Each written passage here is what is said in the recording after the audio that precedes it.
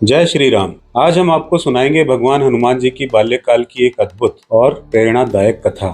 जब नन्हे हनुमान ने सूर्य देव को फल समझ लिया और पूरी सृष्टि अंधेरे में डूब गई।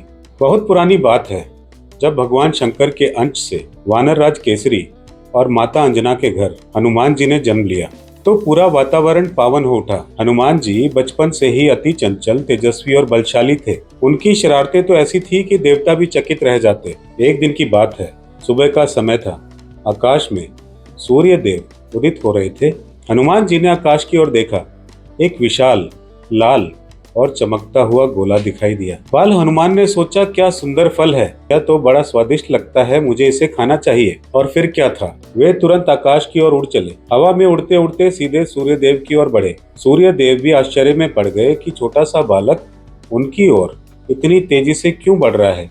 पर हनुमान जी को तो सिर्फ वो लाल फल दिख रहा था। वे सूर्य के निकट पहुंचे और उसे निगलने की कोशिश की। जैसे ही सूर्य उनके मुंह में गए, पूरी सृष्टि अंधकार में डूब गई। चारों ओर रात जैसा अंधेरा छा गया।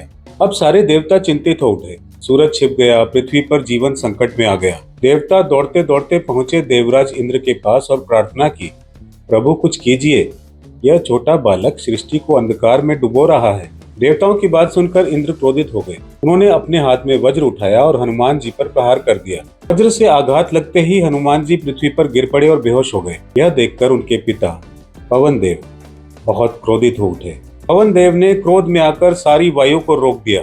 अब न धरती पर हवा बह रही थी, न जीवन चल रहा था। प्राण वायु के बिना सारी सृष्टि संकट में पड़ गई। देवता घबरा उठे, जीवन रुक सा गया, सब जगह हाहाकार मच गया। तब सभी देवता ब्रह्मा जी, विष्णु जी और महादेव के पास पहुंचे और क्षमा याचना की। उन्होंने मिलकर हनुमान जी को जागृत किया और उन्हें अनगिनत वरदान दिए। ब्रह्मा जी ने उन्हें अमरता का वरदान दिया, विष्णु जी ने उन्हें भक्ति का आशीर्वाद दिया, शिव जी ने अजय बल प्रदान किया, सरस्वती जी ने उन्हें ज्ञान और वाणी का वरदान दिया।